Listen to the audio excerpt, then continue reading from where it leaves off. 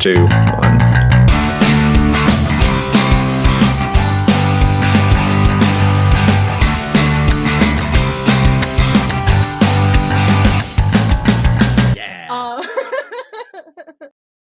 Hey gang, welcome to another album review by On Beat Off Script. I'm Brandito. I'm joined here by Bob and Mel. And today we're going to get into fresh album by Mr. Legendary Brian Eno and Beatty Wolf.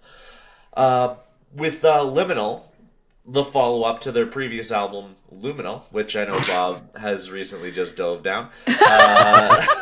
Completely voluntarily. A typing error. A reading error on my part. Which is fun Yeah. and exciting. But before we get into everything, what's going on with you guys? What's new? What's the haps? Yeah. Well, I'm hanging out at the Mel and Tipsy Tune household right now, as you can see the backdrop behind me, and I'm having a good time. I might actually just move in here because he's got quite the setup. He's got all these monitors and things, and feeling good about it. You've never sounded better, I will say. Yeah. Really? Oh man. I mean, you're on a Shure mic now That's instead. true. So. It's a Shure mic, and it is he's got a whole system set up here. I don't have any of that when I'm hanging out. It's a good upgrade. Turns out. It's gonna make for a way easier time editing. It's kind of sick. They should make podcasting equipment less expensive. For real. Yeah. For real, please. Yeah, I'm hosting that beautiful boy and his beautiful fiance. So life is good right now. Sweet. Appreciated the invite, guys. You are in Canada. That's fine. Moving forward, let's go ahead straight into You're not going to tell into us the music. how you're How about? doing? You're not going to tell us how you're doing? Or Oh no, I'm fine. So, I don't know. I just finished doing 12 hours of David Bowie, so like I don't know. Right now, I can't That explains tell the mood. if I'm Yeah. actually here or on Mars. I don't know. I genuinely don't know. I feel like I am a space spider at this point. Oh, that's fun. So. Kind of, maybe. I don't know. It started out as that like wee space, and then I was like, "That's actually terrifying." I slowly processed through it. That sounds Anywho, Liminal by Brian Eno and Beatty Wolf. Who are Brian Eno and Beatty Wolf? How dare you ask? But I'll tell you. Brian Eno is one that you should absolutely know, and if you don't, then you're not really a music fan because that's honestly just the way that it is. Brian Eno's an English musician, songwriter, producer, and activist. He's honestly the pioneer of ambient music. First person to actually coin the term ambient music, as it turns out. Really? So kind of important when it comes to that space. Obviously also does like experimental music and electronica, and kind of an insane conceptual artist. He does a lot of visual art, that kind of stuff as well with a lot of his projects. He's kind of been defined as one of pop music's most influential and innovative artists. He was inducted into the Rock and Roll Hall of Fame as a member of Roxy Music in 2019, if I'm not mistaken. He's worked with David Bowie, David Byrne as a collaborator, and for artists like the Talking Heads, Devo, U2, Coldplay, Pete Gabriel. Like I said, he had actually coined the term ambient music, so his influence in that sphere is pretty much ground zero. He produced U2's With or Without You, Beautiful Day, and One. He produced the Talking Heads, Once in a Lifetime. He produced David Bowie's Strangers When We Met. He produced Coldplay's Viva La Vida, Sinead O'Connor's Emma Song. It's kind of hard to think about what music would be without Brian Eno. It really is. The idea of creating a backtrack for any of those songs, that was Brian Eno taking what he knows how to do and make in terms of the ambient sound and to create something out of it. Phil Collins said that if it wasn't for Pete Gabriel's influence from Eno, he would have never created In the Air Tonight. Shut the fuck up. Wait, really? Yes, MGMT wrote a song about them. LCD Sound System and Bjork have both said that Eno was their number one influence. Pink Floyd's keyboardist said that he often eulogized Eno's influence in the use of electronic music. Yeah, he's kind of the guy. He might not be the household name, but in the industry, he's pretty much one of the most revolutionary artists in existence. His discography is 29 solo albums deep, 22 collaboratives, 18 compilations, a remix albums, 9 EPs, 4 video albums, and like I think what was it that I said to you yesterday, Mel? 1,600 credits. Yeah. I think on songs. Yeah. That's insane. Yeah. Man's yeah, busy. I think that was it. It's like he's just the man. It's Again, crazy. it's hard to even picture what music would be like if it wasn't for Brian Eno. Yeah, 62 albums and just shy of 1,600 songs. Yeah. Crazy. Crazy. That's mind-boggling. Yeah. It's yeah. So he's pretty important, dude. Beatty Wolf, however, sorry, Beatty, this is a tough. It's tough to follow that one up. Yeah, You are not right. an impressive. Dude. But we're gonna do our best here. Beatty Wolf is an English conceptual artist and composer who's kind of been on the cutting edge of musical enthused visual and digital art for a little bit. They did the very first 360-degree augmented reality live stream concert ever. They did a space broadcast. She does kind of tend to play in like indie rock, lo-fi, like just very raw and diligent kind of style with a lot of depth and soul to their work. She's also been working with her research project, Power of Music and Dementia, which has been really groundbreaking in its connection of music and memory. In that side of things, they said that she's one of the most important people when it comes to connecting music and the brain. Okay, this is pretty impressive too. I'm actually in awe. Oh, 100%. What the There's fuck? a reason why she's able to work with Brian Eno. Yeah, holy. You know what I mean? It's been so groundbreaking in that side of things. She's in a different space entirely of music, not necessarily something that everybody would necessarily approach, but with I think like a strong goal of actually using music to find new ways to use it and to fully understand it. She's been featured like at the UN Climate Change Conference. She was at the Nobel Prize Summit. Like these are two really, really interesting people in the music space coming together to work on. This is now the second project that they've worked on just this year. I could try to describe their album for you, but the whole point of their album is it describes itself, of their music in general, as it describes itself. Before we get into it, do you guys have anything to say about Brian Eno and Beatty Wolf? Man, I'm a vaunted Brian Eno fan. I've listened to one of his albums voluntarily, and definitely not because of a spelling error that I made. Listen, coming in, didn't know who Brian Eno was, and that's probably a cardinal sin in the music world. But I just didn't, because I'm the vibes guy here. I don't have that type of knowledge. And listen, this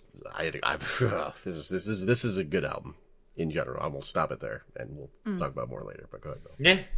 I didn't really know who Brian Eno was until we covered like Ethel How Cain. dare you? I'm not far behind you, Bob. I guess ambient music was just not something I never really dove into. It was just like if I was going to put on like an ambient music background track, I wasn't paying attention to where it was coming from. I would just hit a playlist on Spotify and then like read to it, you know?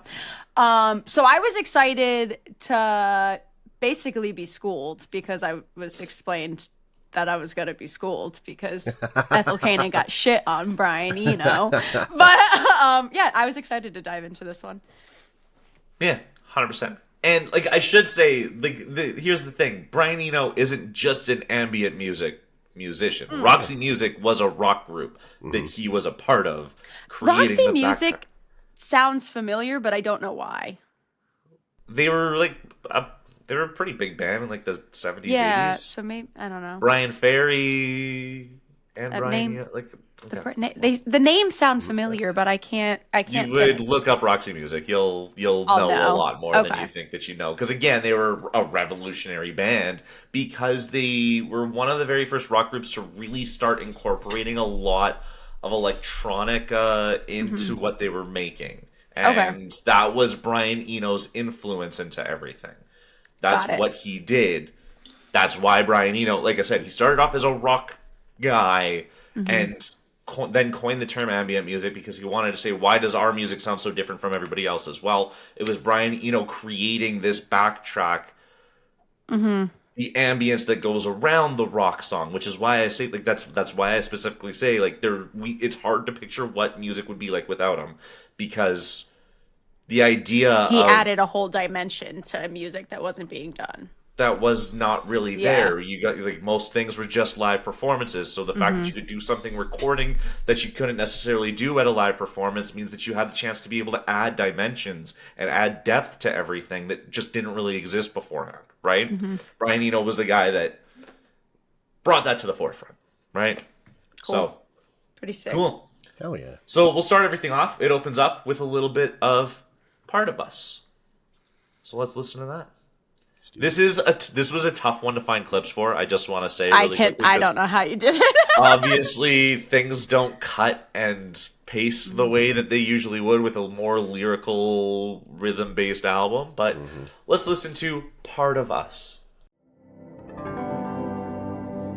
Nothing too wild, better retreat.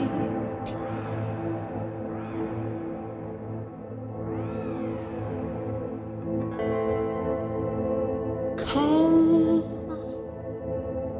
to the gods, howling like knives. I'm glad you picked that clip because that was the one line that, like, lyrically I pulled out, called to the gods howling like knives. I thought was such a cool, like, visual. I don't know. It was sick. Also, just, I don't know, added a weird layer. Anyway. Whoop. So yeah, it starts off with this like kind of opening ringing and this like really shuddering kind of background with these chimey guitars over top of everything.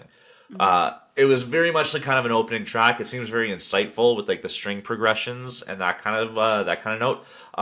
Beatty's vocals also being really shuddering in response to that backtrack, that background kind of noise, I think really makes it a really beautiful kind of combination between the two.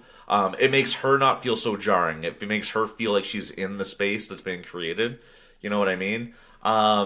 After It you keeps settle leaving these- into it, one of my notes was that I was in such a zone from the beginning in the ambience, like that I was actually almost startled when she first came in. But then once I settled into her being there, I acclimated quick. It was just almost a little startling. 100%. And then like you get these flat notes that are always like moving into something that's a little bit more expiring, which I kind of appreciated, where it's like almost like a half step down, but then it always takes that half step back. And I think that was like kind of a cool way to open the album, right? It feels optimistic kind of from the onset of everything.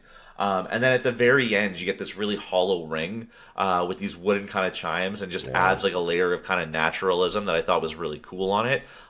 I was a big fan of this track. I thought this was a cool one to especially to open everything up. Yeah, the tempo and like the pattern of the notes coming in and out, like really was just in such a soothing way. Was great for me. Yeah, it was a great start to the album. Yeah, I wrote that I instantly understood what you meant during like the Ethel Cain review, how you were mentioning she didn't add anything to add depth or layer to like break up the ambience, that it was just one droning sound. So I did instantly understand what you were saying finally. Like I said, I was in a zone that when she first came in, I was a little thrown, but yeah, I acclimated quickly. I wasn't expecting the themes of the album to be so like existential and big. So like we started off heavy. I wasn't sure if we were going to stay heavy. And I liked that gentle guitar. I felt like it kept me anchored the entire time, even though there was so much going around us, but it helped keep me like fully engaged and submerged and like anchored. So I thought that was like a really cool ad. Yeah. I was Full in. agree. Full Yeah. agree. Love it. Cool. Because then we do get a little bit darker when we go into the waters of the ringing ocean. Let's give this one a little spin.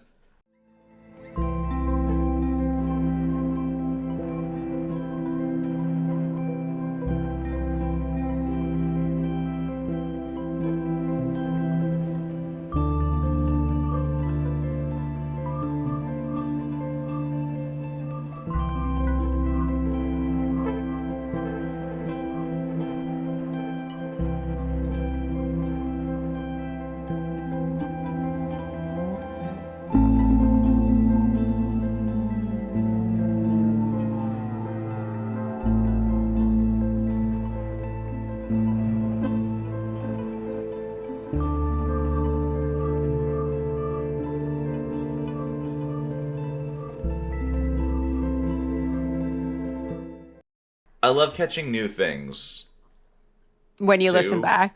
which is like something specifically with this. Like every single Mm-hmm. time both of the tracks I've listened to now, I've caught something new. I'm like, oh, that's That different fun than the way noise. I initially heard it, and that kind of stuff too. I thought this was like kind of it felt very like Black Hole-esque. Like it's just it's very, it starts off really deep, a lot more dark, a lot more echoing, and I thought that was kind of a cool little take. You get these light feedback on some of these notes too, which again makes it feel again that underwater kind of penetrative, it's ringing off of everything around it kind of a vibe with it. Really pretty, just really layered instrumental spot. It really brings to the front the idea of a ringing ocean, with how deep everything sounds and how long and drawn out everything is, but it really kind of ricochets and you kind of get multiple of the same sound kind of repetitively to hit you to make it feel like, yeah, like I said, it's ringing through the water as you're in this world.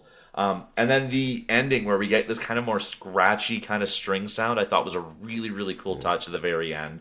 Yeah, just another kind of cool track. I came in with the title like expecting like crashing waves, and I'm just really glad that that's like not where he takes any of this at all. Like he doesn't do anything using like nature sounds. Like he doesn't use nature sounds as like a crutch, which I really appreciate because it could have gotten tacky really quick. I thought it was really impressive. You said black hole. I described it, I guess, because I had ocean in the brain. Like he put me in this vibe of I'm stuck stranded in the middle of the ocean and everything is so expansive and never ending and just so daunting. So black hole, I guess, is like very similar feel. That glass whistle was making you, did you ever as a kid dip your finger in the wine glass and then like whee Yeah. on the rim and like it skips? I was having cute little nostalgia moments, like picturing me as a kid. And I really liked that last little chime to set us off. Like I thought we were done and it was just one cute little chime. And it's like, oh, okay, that was a fun little setting me on my way. This track is where I really started to realize this is going to be a special album for me. I so often associate ambient music like this with video games. I'm a huge gamer, a huge RPG kind of player, and this really like sets off some of those nostalgic, like I'm going through a deep forest in in Chrono Trigger, or I'm,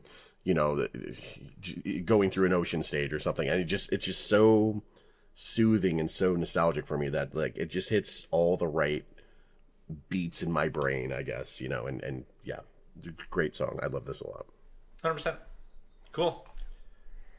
And that takes us into, we kind of get a little bit more energy going here. So if you guys were falling asleep, just you wait. We got some Procession coming up here. Yeah. We're going to knock you out of your seats with how active this one is. Let's give this one a play.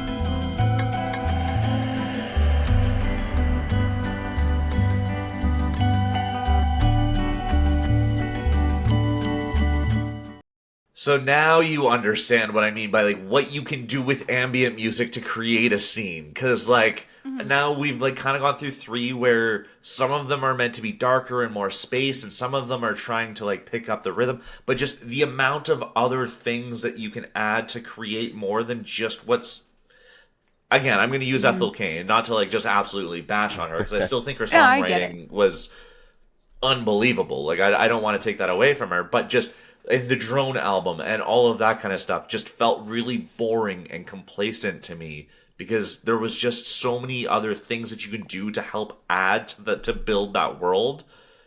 And all she did was basically have the ground and the sky and was like, this is, imagine somebody's trying to build a world for you, and then all they do is just paint like the top 2/3 blue and the bottom third. I was gonna green. say, are you it's describing 2D, the yeah. Luke Combs single from earlier? Because that's all he needed. Yeah. Blue skies. Blue Right. sky, Yeah. green grass. I mean, now I when it get comes it. to Ethel Kane, it would have been a gray, two-thirds Very gray, and gray. then like Black. 1/3 like a weird dark brown. Swamp. Yeah. You know what I mean? And But like, very hazy, just all smudged together. but like Brian Eno adds in, you know, like the trees and the grass and like creates like a wind and stuff like that creates the atmosphere of everything. Yeah. Right? So that's why I bashed those moments on that Ethel Kane album so badly, because I really wanted her to keep immersing us in the way that she is good at, which was lyrically. Because when you listen to Brian as he creates this procession, which is supposed to sound like a procession, you get that rhythm, you get that movement, you actually get that ramp up in temperature that makes it feel like the ambiance is the story. I think Ethel Kane wanted to do that, but then didn't really create a whole lot of a story. When she's such a good storyteller, she could have just told the story, and I would have been way more get it. engaged by it. Yeah, You know? fair. But how did you guys feel about Procession? Also, hold on. Before I say this, did we skip the last to know, or did we go over that one?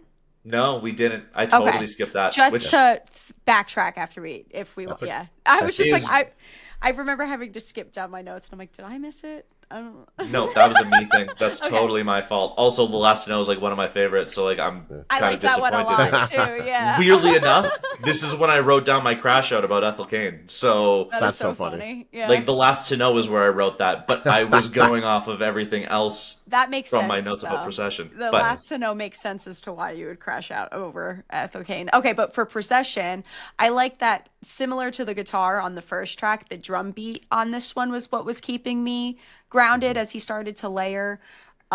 Those wailing noises were really reminding me of whale calls. So we were just like, I was still like in an ocean vibe. And I really liked, and I don't know if it was actually happening or if I was just hallucinating it, but because it seemed very gradual, but did it slowly start to speed up as we went in? Because it was like adding so much tension for me. I wasn't sure if it was he was actually quickening the pace or if he just added something that there was such like a build up for me happening, but it was like not a very explosive one. Just like I was getting like tight. I don't know how to explain it. I don't think it did not speed up, but what did end up happening, so he did add in more and more, like he added in like some electric guitars at the very end too, and stuff like that just kind of changed things up. So what you heard was probably just a quicker cadence of other instruments as they came through that kind of created that idea of a speed up, even though things were moving the same way, which That's super cool. Yeah. genius. No, it's super cool. Because, it was adding such a cool effect to it. And I'm like, I can't tell if it's speeding up, but I feel stressed. I think that explains my sensation, because I felt like I could never really settle into the song as much as I settled into most of the album. So, that must be the reason why. I didn't think it sped up. I did think there was more going on as time went by, and yeah, I was probably not stressed at the end of it because of it, but in a good way. It was like not. Yeah, right. But because of that, it wasn't my favorite song on the album, because I was listening to the album in kind of just feeling the vibes and not so much musically. But musically, I think it's genius as well, as the term Brandon used. But Well, yeah, it's just I think what created that was just kind of the notes per bar that you're kind of hearing, right? When you think about rhythm and you think about drummers are counting 1, 2, 3, 4, 1, but then when you start to add things in 1 and 2 and 3 and 4 and 1 and 2, and then go even like 1E and a 2E and a 3E and a 4E and a 1E and a 2E and a 3E and a 4E and like that's how everything gets counted out. So it makes it feel more manic. Like there's a lot more going on, while keeping the BPM the exact same. You don't have to speed everything up to be able to still create the feeling like things have sped up. And again, which is cool. you're talking about the guy who's A the master at doing that. It's got a resume, yeah. Right? Yeah. 100%. Just super Let's cool. Let's go back a track to the last to know, because I completely skipped it. I just I'm getting excited. That's all. So let's listen to this. We got a little kind of gospel choir-y kind of sounds going on here. So let's play a little bit of that. We died inside.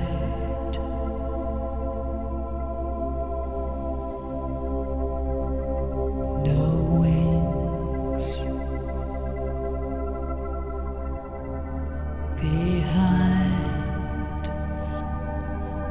wasteland.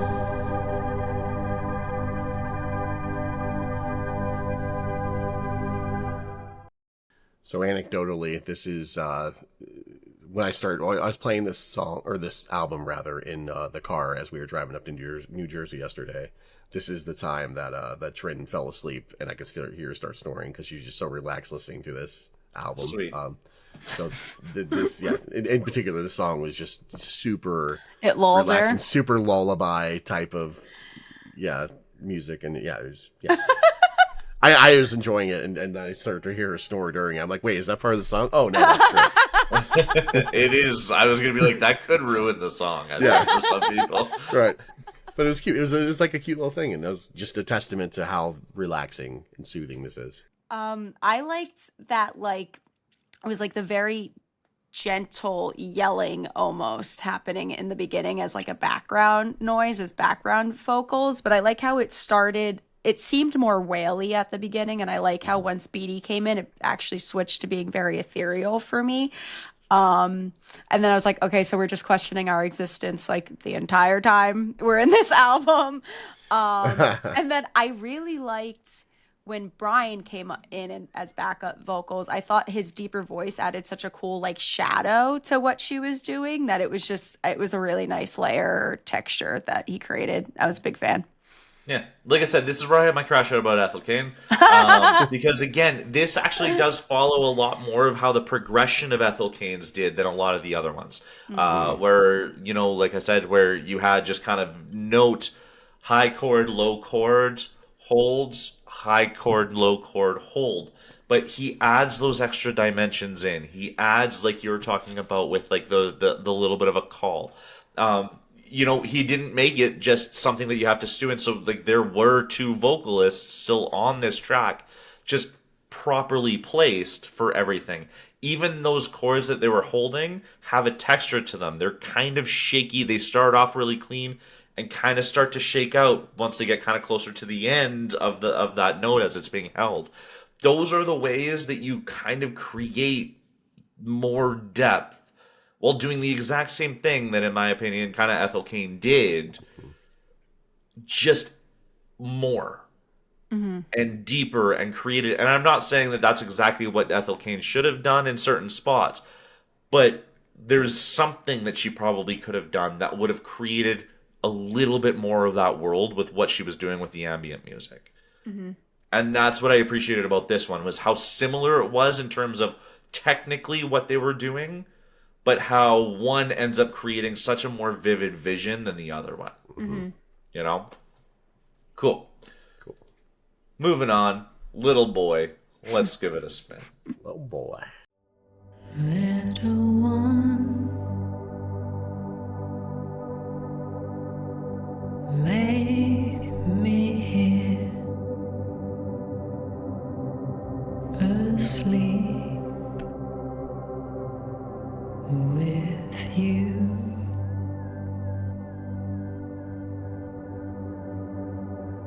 Desperate urge with a golden hue.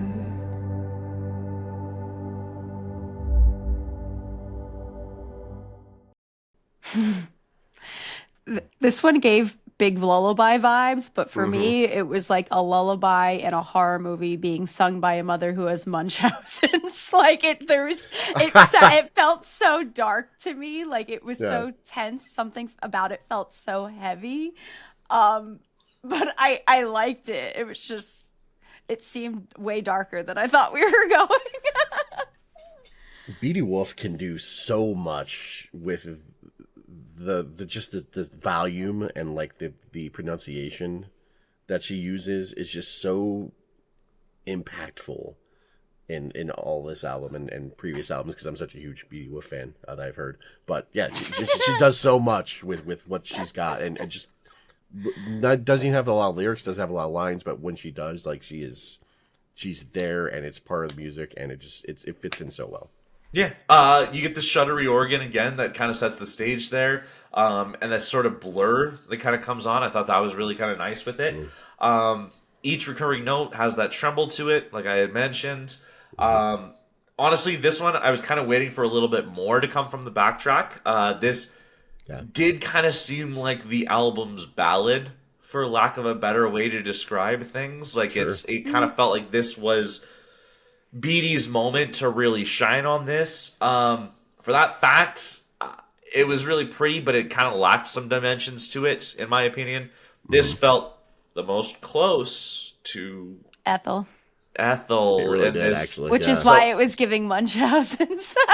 probably, if it wasn't for the fact that you immediately equated this to a crazy story about a guy named Willoughby, like this might have gone differently. I actually wrote down that I thought this was going to be Mel and Bob's favorite, but it sounds like it wasn't, which means I've done a pretty good job of teaching, which I'm happy totally about. you. Yep. I'm happy about that. Well, I mean, Brian Eno did the work. All I did was just explain why you guys feel differently about it. Not all heroes but, wear capes. What's that? Not all heroes wear capes. No, but some of them have a podcast. So. Oh God, there's so many jokes I can't say. Okay. But anyways, Moving on. yeah, I think this was an easier approached song. I think for a lot of people who are going to end up listening to this album, I think this is going to be a lot of people's favorite. Again, to my Ethel Caners out there, listen to this, and if you appreciate this part, then listen to the rest of the album. And I can guarantee you, this is probably going to be one of the worst ones on the album, but it's fine. I'm proud of you guys. I gotta be honest. I'm just so happy. I'm so happy. Sometimes Thanks, Dad. not everything needs lyrics. Not everything needs words. Sometimes they can have words that aren't even real words, like Flower Woman. So, let's go ahead and give this one a spin.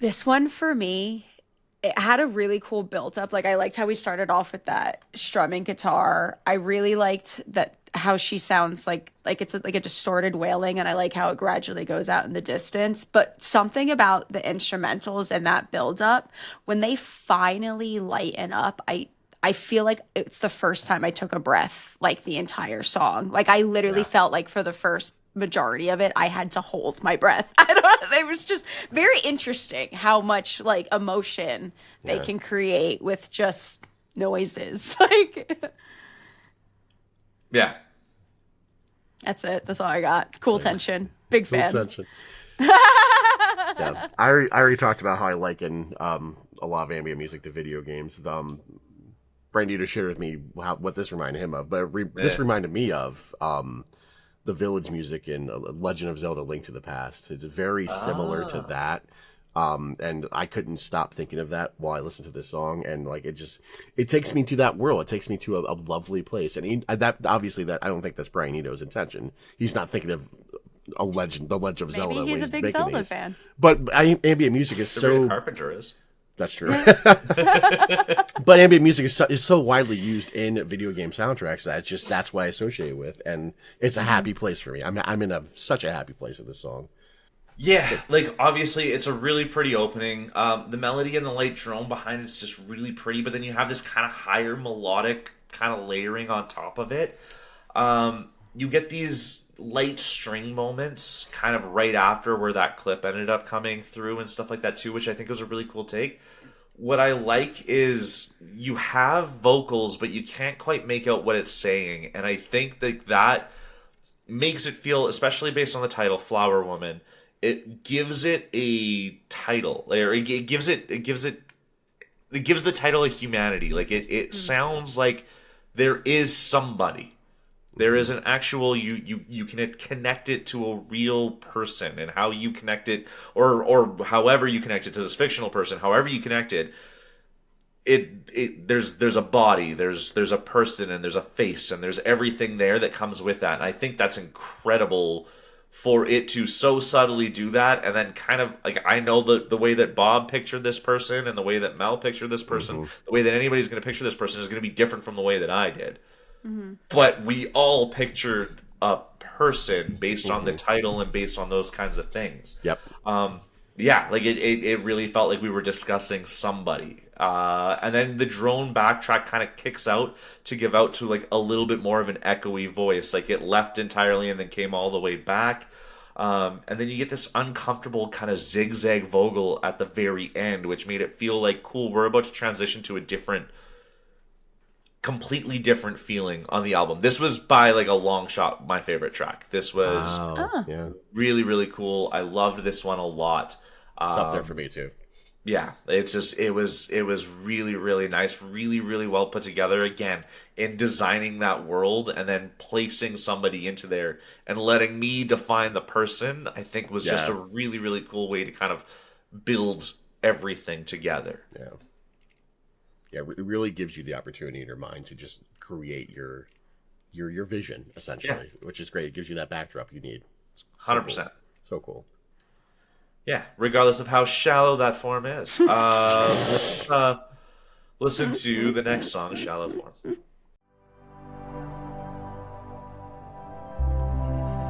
Are we broken here, my sweet?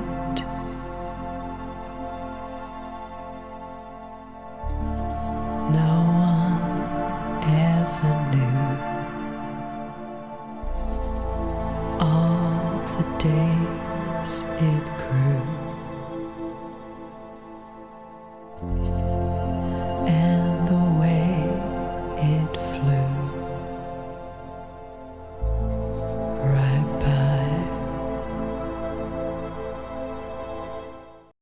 by. I'm realizing now in my first listen, I didn't hear the words she was saying at all throughout the entire album. I just heard the way it sounded. and which honestly is a great way to listen to music too, honestly. I was gonna say that's but also kind of intentional. Yeah. But lyrically, like, is there anything to this song, Mel? Did you dive into this at all? This one had one of my favorite lines in it. She says "Grainstorm in your eyes" when describing his eyes, and I thought it was just such a stunning visual. Hold on, let me pull up the lyrics because That's the kind of thing I miss out. Huh? That's the kind of thing I miss out on, you know. But I know I didn't take a lot of notes on the meaning of anything on this one, that's okay. but yeah, I did as like you're doing it. "Grainstone on Your Eyes." Yeah, super pretty song, super pretty. Again, her singing just adds so much to the ambiance.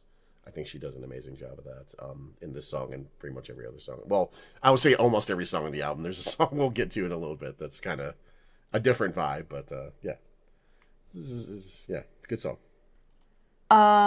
What were my other? Oh, I also so I like that we had another gentle opening.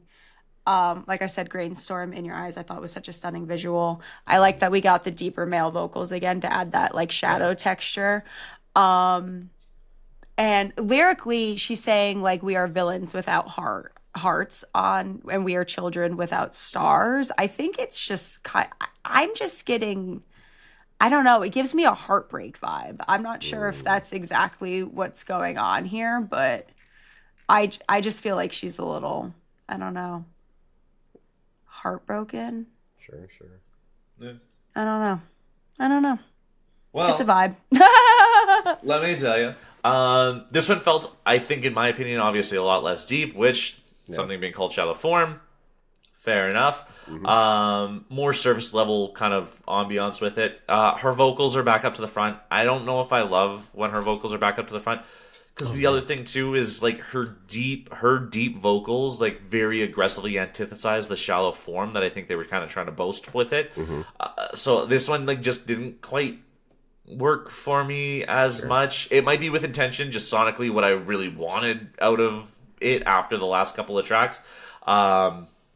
This one didn't do it for me. It's just kind of a preference at the end of the day, I'm sure. But the more vocal forward tracks, I think, kind of take me out of the immersion a little bit more. I started creating a world, and then when I have somebody telling me the world, I'm like, hold on. Though I'm still building it. Let me go back to doing that. Totally at the very end, though, there was a really pretty chord progression that I really like enjoyed a lot. It was like really musically easy listening. I don't think this song had very much to work with. Again, kind of similar to the one that I had explained that was similar to Ethel Cain's, but still really pleasant. So, not a miss, but more a lull, so to speak. 100%. For you. Yeah. Cool. Bob, What else we got? did you have? Oh, I gave mine. Okay. Yeah, for me, the vocals were good. Nice song. Good song. Yeah. Cool. Vocals good. Yeah. Let's go ahead Song with Before good. Life. Song good.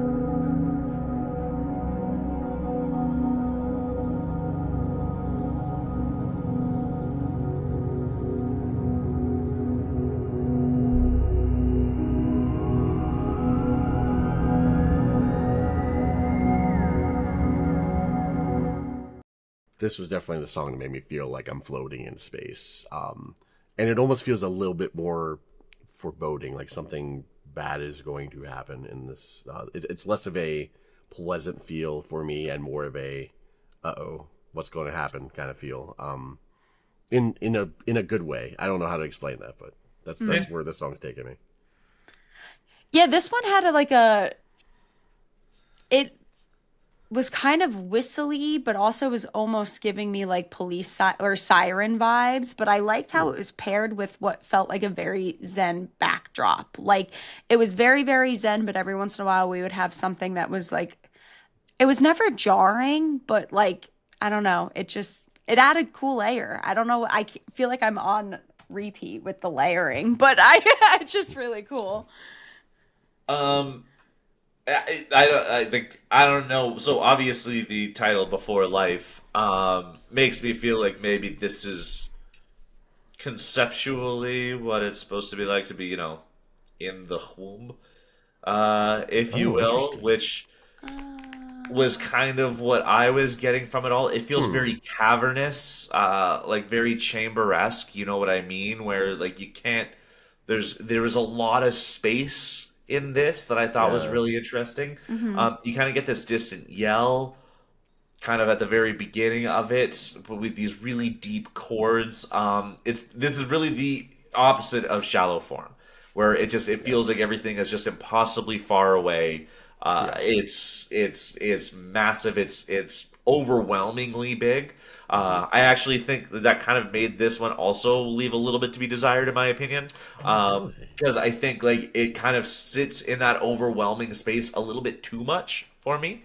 And I think that there's a little bit more that you could do with Before Life. Again, I don't know if it's meant to be womb or just pre-existence and kind of the metaphor that it's trying to draw. I feel like it sits a little bit too much in that depth, in my opinion, and can really kind of open up to a little bit more there. But I mean, I'm not the expert, so like, let's be real.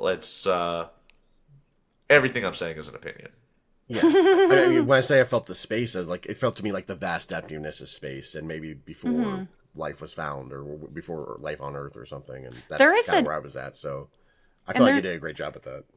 Go ahead, sorry. I said there's an interesting like muffling happening too, which which I don't lends know. credence to Branditos. To maybe Branditos. Yeah. Yeah. I didn't think of it like that at all. I was just zen. Like it felt relaxing, but every once in a while there was something like interesting happening in the background. Like, oh.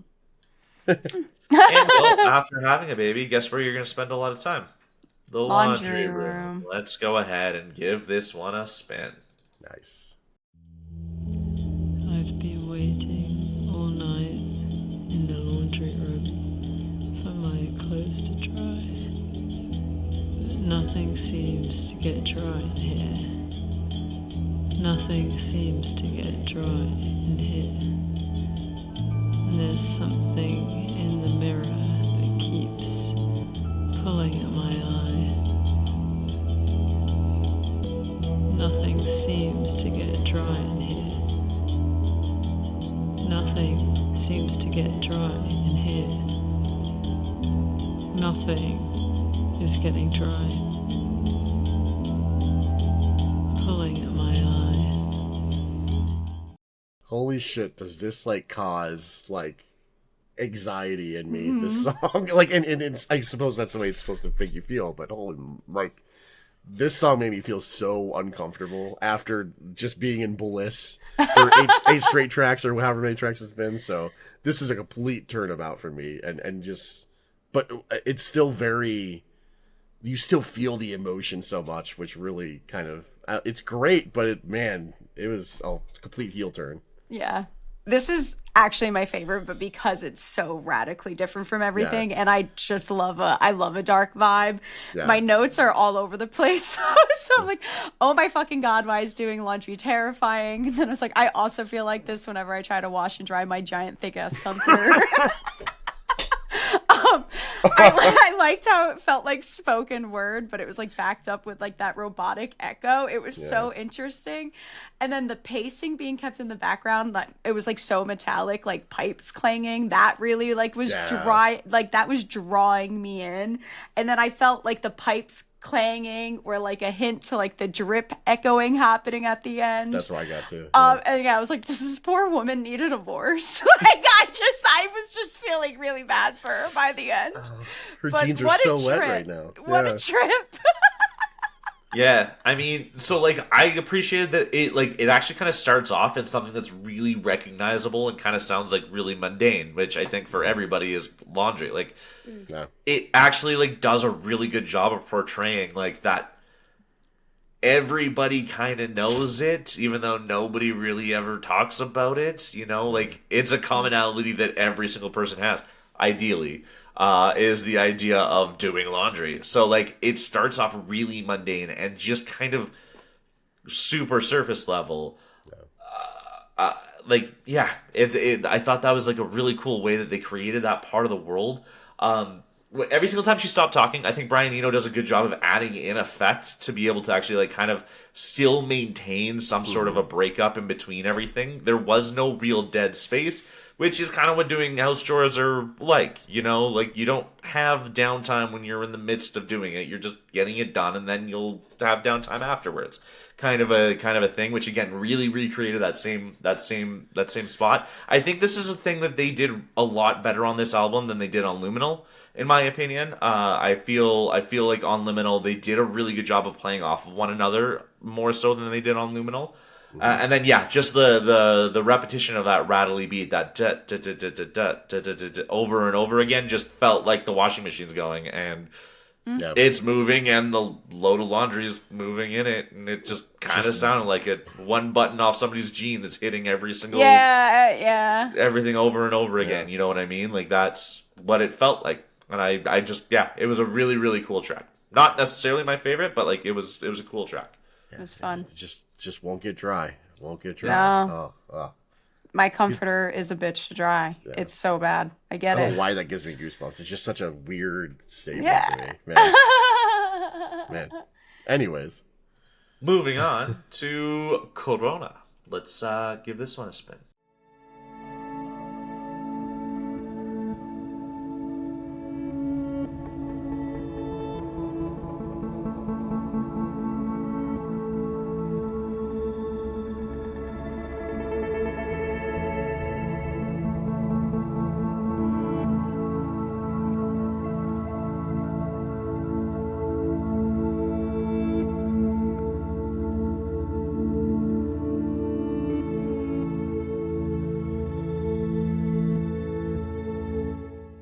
Now I'm back in space, but I'm in a more hopeful space than before life was. Now life is there, and people are happy in this universe that we live in, and yeah, it's another pleasant sounding song. I like it. Yeah, for me, my only note that I was just really thankful for a palate cleanser after the end of the last one Yeah, because I was yeah. like pretty stressed out. Same. Yeah, this was one of my favorites, personally. We kind of go back to the way that it all started with this little bit more optimistic kind of chord combinations and stuff like that. Those shudders are back too, and I like the way that they play with the reverb on a lot of these notes on this track. The idea of Corona being the sun, and obviously it creating light and stuff like that, and light operates as a wave, so just like feeling that light as it kind of hits you and you feel it as it warms and does everything, I think was a really, really cool way to create that image. I thought that was really neat. Those over shaky high notes on this one too. Yeah, just a really cool track. This one was, like I said, one of my favorites. It did end in this really sort of hollow space though, which I thought was a really interesting take because it felt like that was supposed to be the end of the album until the very end of that song. Yeah, I agree. And there's another track, which is Shudder Like Crows. And when you get that hollow ending and you know a song called Shudder Like Crows is coming up, it's like, oh, so it's not going to necessarily end on the positive note that I thought it was going to. And I thought that was also kind of genius because it made me so much more curious about the next track, Yeah. which we'll jump into right now. Shudder Like Crows. Close as breath suspense in circle us and never end. Quiet life where we can blend. This is cool. That wavy voice effect on her voice. We're back to kind of, foreboding, cautious, like what's going to happen kind of vibe. But this one's far more palatable for me than Laundry Room was. It's a cool ending to the album. I don't. It doesn't fit in with the vibe of the rest of the album as much, but they did this with Luminol as well, where they kind of go back and forth between this beautiful positive ambient vibe to this really negative, not negative so much, but more like Heavy. foreboding. Yeah, heavy. Heavy's a good way to put it. So yeah, interesting, very interesting way to end the album. Yeah, this one gave me a big witchy vibe. I thought it was cool that even though this one did feel very like dark and heavy to me too, it felt like at the very last second, like sonically, they kind of lightened it up enough for me to like let us go on a lighter note, which I appreciated. But I thought it was just a super cool ending. Yeah. Agreed. Yeah. I felt So it complete. opens up with like kind of that caw right off the hop, which is kind of cool. I thought that was a a wild way to pretty on the nose. Yeah. This song does tend to be a little bit more on the nose, I think. I think it's with intention. I think this is supposed to be the departure from the liminal world back to the real world, and that's why everything is a little bit more woody. Everything is a little bit more kind of directly what it's meant to portray, as opposed to being a lot more, like I said, feeling. This tells you what you're supposed to feel, which I think is why it's that departure from the liminal space into the real space. The way that they cadence these plucky strings and the vocals and everything like that feels very surface level. It doesn't feel as deep as the world of the liminal world that Brian Eno and Beatty Wolf had already created. It was a really interesting way to close things out. Like I said, I feel like it's meant to be a darker outlook because the real world can be a lot darker than the liminal space that I think that they were trying to create all the way throughout. And I think that's kind of what the message is supposed to be. The liminal world is supposed to be prettier than the real world. But no matter what, you gotta leave the liminal world. You gotta return back to reality, and this is its way of kind of doing that to you. It has a lot more happening. It has a lot more things going on, kind of more manic all over the place. But again, a lot more surface level. Like you can hear a crow. That would not be something that you would hear on any of the other tracks here. That would be an odd thing. So like you were mentioning about, you know, the what was it, ringing ocean, where you're like, I'm glad he didn't use ocean sounds. Well, in the liminal world, there wouldn't be ocean sounds, but in the real world, that would. Yeah, you know, absolutely. Yeah, I didn't think of it like that. That's a super cool way to look at it. Yeah. I think that's kind of why they left this to be the last track on the album, and why it seems so abrasively different from the rest of the album. Because, you're not in the liminal world anymore. Have fun. Yeah. Welcome back. Yeah. So, really cool way to take that. I appreciate that lots. Yeah, that is a great way to look That at makes me appreciate it more, yeah. it. Yeah. Cool. Cool. Well, that was the album Liminal by Brian Eno and BD Wolf. In conclusion, Bob and Mel. In conclusion, yeah, Liminal was a journey through and through. I told you I listened to this on my drive up to New Jersey. This is probably one of the chillest hours I've ever had, just listening to music in my car. I was super just zoned into driving, zoned out from driving, but you know, and being in the space that they created. Even on the heavier tracks, it was still just so soothing and so chill, and like I could feel the tension in my body just releasing as I'm driving, which probably isn't the safest thing in the world, but yeah, I was in a great place with this. Yeah, ambient music again has a special place in my heart. I'm also a classical music. As much as a rock guy, heavy metal guy I am, I love classical music. I love ambient music. I love the emotions that music can bring out of you, and ambient music is obviously in a lot of ways going to be amazing for that. And this album delivered in every aspect of that for me. I gave this an 8/9. I think it's a fantastic album. I don't think it's in my. It's not something I listen to all the time. I have to be in the right mood for it. But it's artistically, this has a lot going for it. 8/9. Dope.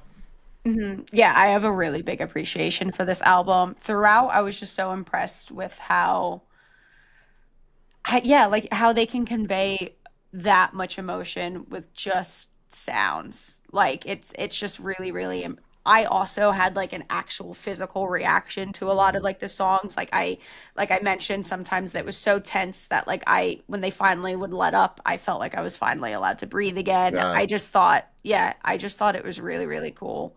I have a great appreciation for it. I gave it an 8/8. Wow. Yeah. Cool. Nice. Okay. I'm glad you guys liked it. I think it's a really good entry, a really cool entry from Brian Eno and BD Wolf. I definitely like this a lot more than I did Luminal. It's a really cool world building album. I think it gives you moments of really carefully, like, kind of crafted planes of existence, and I think Brian does it in his usual masterful way. There are a few moments that I think they really rely on BD's a bit too liminal, for lack of a better word, vocals to create that world, though. And like those tracks were big low points for me, I'll say, like pretty consistently. It really sort of kind of changed the immersion of who and where I was in those spots, and suddenly I felt outside the experience looking in, as opposed to being in the experience. Fair. So like those impacted it, I think, quite a bit for me. For the most part, I think they did exactly what they meant, exactly what they set out to do. They created, I think, what they created the impact I think they intended.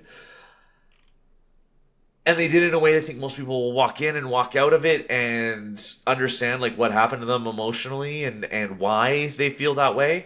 It's a cool album. I know it won't be for everybody. I enjoyed it. I gave it a 7/1 though. Wow. You know a lot more, Brian Eno. That's our that's naivete is probably a big part of it. So that's yeah. But yeah, no, I was just there's a couple moments that just took me all the way out of the immersion because of BD Wolf, and not to discredit BD Wolf. I think BD Wolf is a great artist. I just feel like those moments on the album just kind of took me out and I couldn't get back in. Each of them individually I could probably appreciate. As a project, when those moments hit, I was like, oh no, I gotta get myself back into it now. And that was tough. But it is what it is. Yeah. And your biggest criticism with her being on it is just when she's in the forefront. I think you enjoy her more in the background, right? 100%. Like Flower Girl was one of my favorites, where Yeah. she's just kind of making those kind of mumbled notes and stuff like that. Just for such an ambient-driven album, once I start hearing somebody explain things to me, that's when it kind of That's fair. pulls me out of it. I've been creating this world now that you asked me to create, and once somebody starts giving me instructions, I'm like, well, hold on, I can't create a world with instructions. That sucks. I think I think the difference for me is like she becomes a part of that world in a way for me. But yeah, I totally understand that take. 100%. Fair enough. Cool. Well, that is Brian Eno and BD Wolf with Liminal. That's another album review by On Beat Off Scripts. Let us know in the comment section. Am I right? Are we wrong? Are we? Are you gonna start listening to ambient music now? Maybe you're a Ethel Cain stan that just came in to hear another Ethel Cain stan maybe change their opinion about some of the ambient music Ethel Cain's put out. I still like Ethel Spicy. Cain. I'm still a big Ethel Cain fan. I'm still a big Ethel Cain fan too, but lyrically, I still storytelling. do not change my. Do I understand where you're coming from? Yes. Would I change my rating of that past album? No. That's I still probably love it wrong. so But anyways, much. moving onwards. Yeah, that's it. Let us know. Who are you? Where'd you come from? Why'd you end up here? And how'd you feel about what we said? Where'd you come from, Cotton Eye Joe? And that's how we end. Brandito. I don't know who these two are. This I'm is On Beat incredible. Off You know Script. me. We'll catch you guys on another episode. Bye. Bye, guys. 3, 2, 1.